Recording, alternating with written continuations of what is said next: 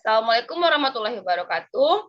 Saya dari kelompok 2 yang beranggotakan saya sendiri Putri Wahyuni, teman saya Cindy Aulia Ramadhani, dan yang ketiga Gita Miranda. Kami akan mencoba mempresentasikan materi kami yaitu tentang setengah putaran. Baiklah, materi pertama akan disampaikan oleh Cindy Aulia Ramadhani. Kepada Cindy dipersilakan.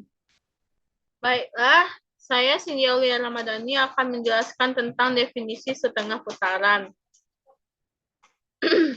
Sebuah setengah putaran pada titik A adalah suatu padanan atau didefinisikan SA untuk setiap titik pada bidang sebagai berikut ini. Ini ada dua syarat untuk dibilang bahwa ini adalah setengah putaran. Yang pertama adalah apabila P tidak sama dengan A, maka SAP itu adalah P akson. Sehingga A itu berada di titik tengah ruas P aksen. Yang nomor 2, SAA adalah A. Nah, dua tersebut itu adalah syaratnya. Berikut ini ilustrasi yang bisa menguatkan definisi ini. Berikut ini adalah ilustrasinya. Nah, ini SAP, ini P akson, ini A. Nah, contoh soal yang pertama, diberikan A, B, dan C, yaitu titik-titik pada bidang ekoid P dan A adalah titik tengah. Maka lukislah titik D sehingga D sama dengan SAB. Titik E sehingga E sama dengan SAC. Untuk menjawab soal ini, kita perlu untuk menyangkut pautkan dengan definisi, yaitu kalau definisi B tidak sama dengan A, maka SAB ini sama dengan D. Nah, di mana D ini diperoleh dari perpanjangan BA sepanjang AB. Sehingga A titik tengah dari garis BD. Nah, lihat pada ilustrasi ini, D itu kan diperoleh dari perpanjangan BA. Nah, ini karena perpanjangan BA otomatis D di sini. Nah, karena D di sini, maka titik A ini berada di titik tengah dari garis B dan D. Selanjutnya masuk ke rumus setengah putaran. Rumus setengah putaran itu menggunakan teorema 7.4. Jika A itu adalah titik yang berisikan A, B, dan P juga titik yang berisikan X, Y, maka SAP adalah 2A kurang X, 2B kurang Y.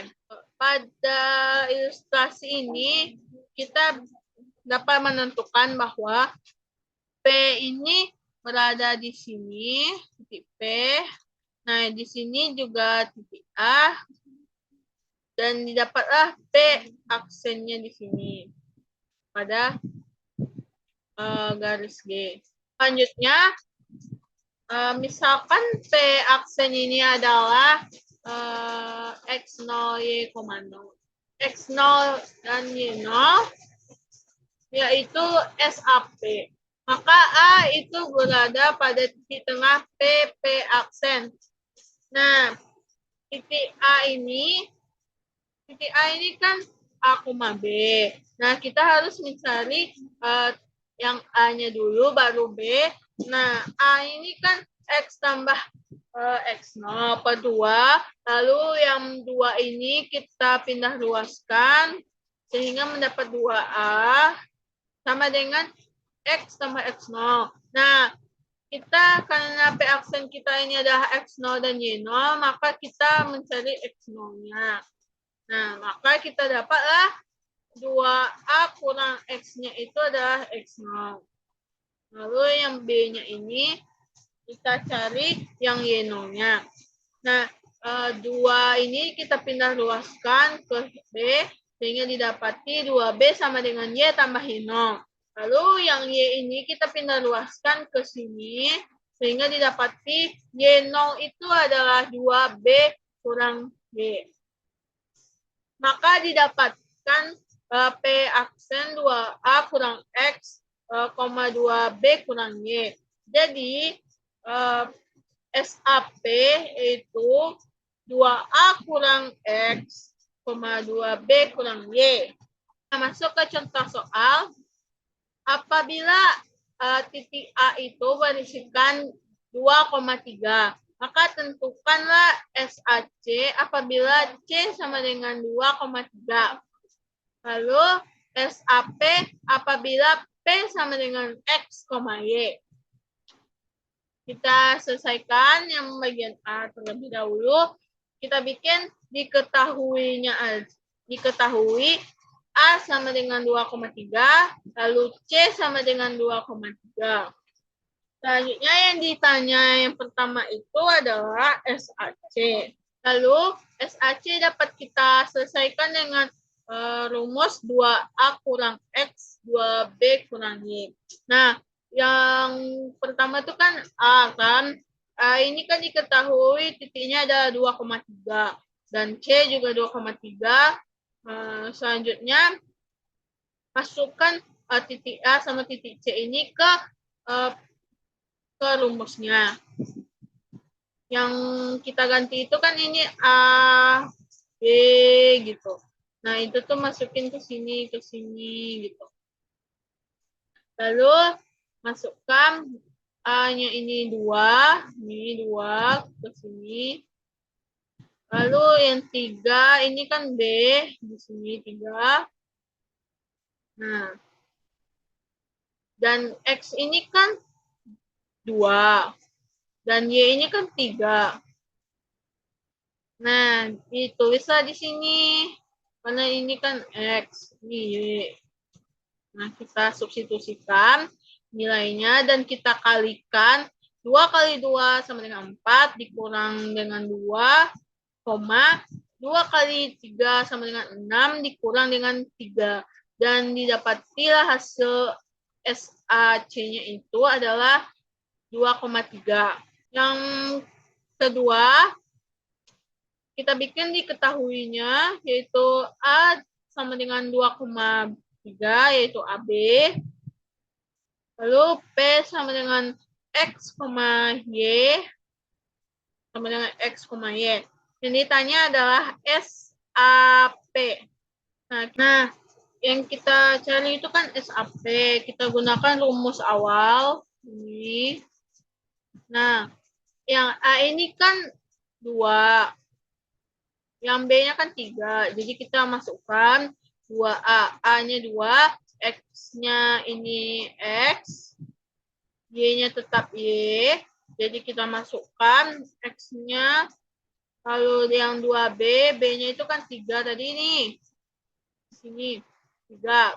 Dan Y tetap Y nilainya. Itu diketahui dari soal. Setelah itu kita substitusikan. Setelah kita substitusikan, kita kalikan. Sehingga 2 kali 2 sama dengan 4. Dikurang X kuadrat. 2 kali 3, 6.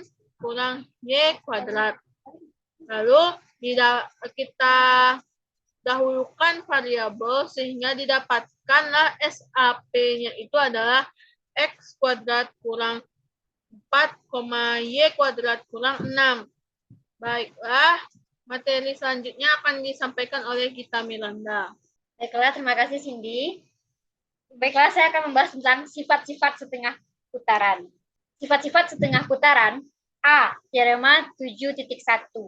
Andaikan A sebuah titik dan G dan H dua buah garis tegak lurus yang berpotongan di A, maka SA sama dengan MG MH.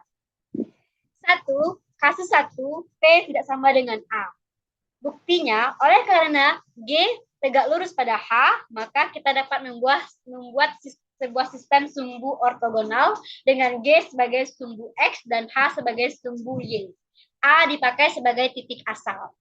Ditunjukkan bahwa untuk setiap P berlaku SAP sama dengan MGMHP, andaikan P, X, Y tidak sama dengan A dan SAP tidak sama dengan P double aksen X1, Y1.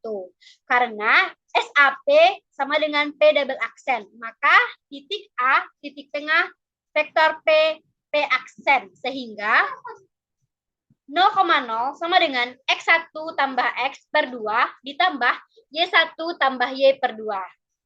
Maka diperoleh X1 ditambah X sama dengan 0 dan Y1 ditambah Y sama dengan 0. Atau X1 dikurang atau X1 sama dengan min X dan Y1 sama dengan min Y. Jadi SAP sama dengan P min X, min Y persamaan 1. Komposisi percerminan MG MHP sama dengan MG MH. MG min X, Y sama dengan min X, min Y. Artinya MG MHP sama dengan min X, min Y persamaan 2. Jadi persamaan 1 dan persamaan 2 diperoleh SAP sama dengan MG MHP, jadi SA sama dengan MG MH. Baiklah, ini adalah ilustrasinya. P X, Y dicerminkan menjadi P min aksen, min X, Y dicerminkan menjadi P double aksen min X, min Y. Untuk kasus 2, P sama dengan A. Menurut definisi, SA A sama dengan A persamaan 1, MGMA H sama dengan MGA sama dengan A persamaan 2. Dari persamaan 1 dan 2 diperoleh SAA sama dengan MGMHA. Jadi SAA sama dengan MGMHA. Nah, untuk contoh, diketahui titik-titik A, B, C yang tak segaris, lukislah garis-garis G dan H sehingga MGB sama dengan B dan SA sama dengan MGMH. Berikut adalah penyelesaiannya. B mencerminkan B aksen, C mencerminkan B double aksen. Teorema 7.2. Jika G dan H dua garis yang tegak lurus, maka MGMH sama dengan MHMG. Buktinya, kalau P sama dengan A, maka MGMHA sama dengan MGA sama dengan A. Juga MHMGA sama dengan MHAA. Sehingga MGMHA sama dengan MHMGA.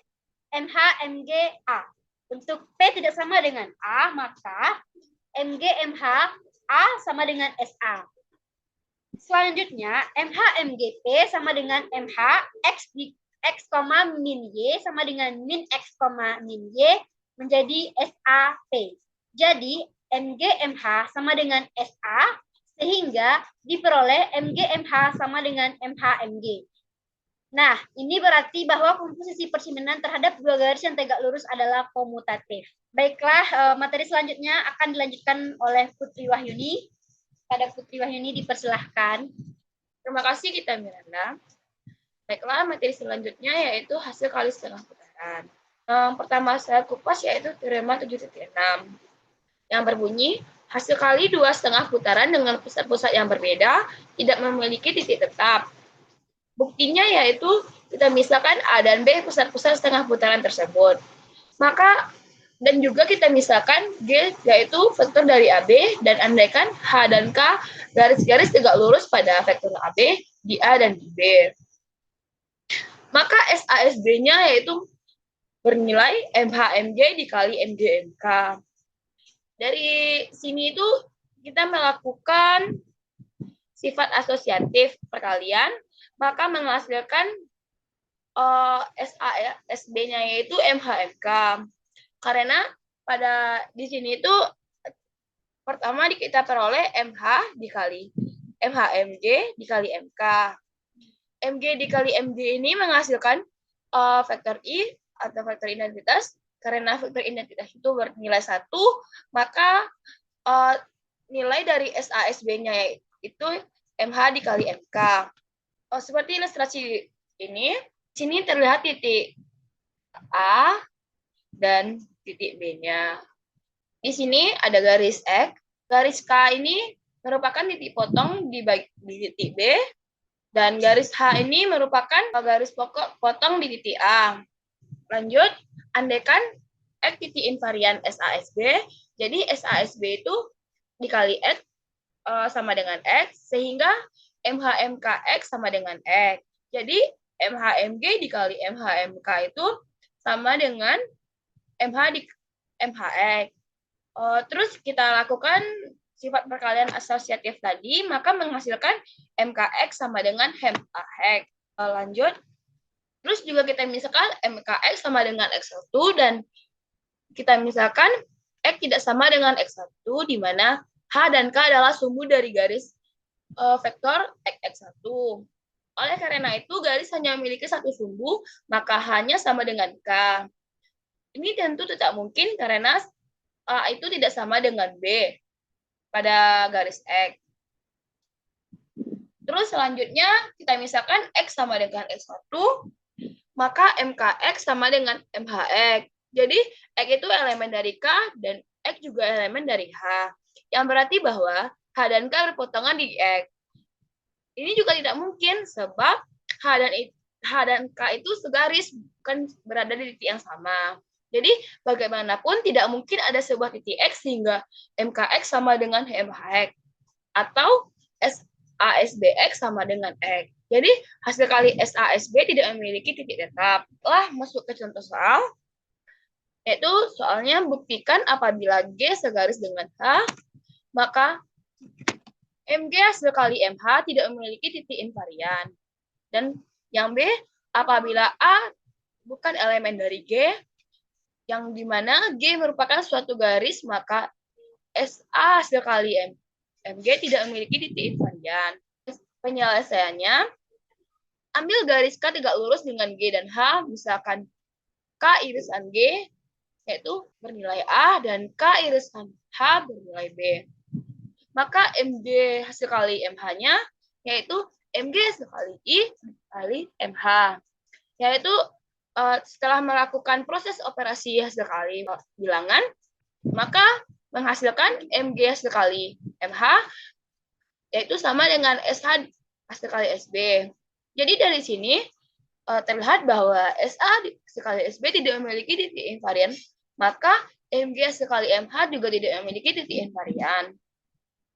Selanjutnya, soal yang kedua yaitu misalkan ada titik invarian dari SA hasil kali MG, yaitu X. Akibatnya SA sekali MG, X sama dengan X.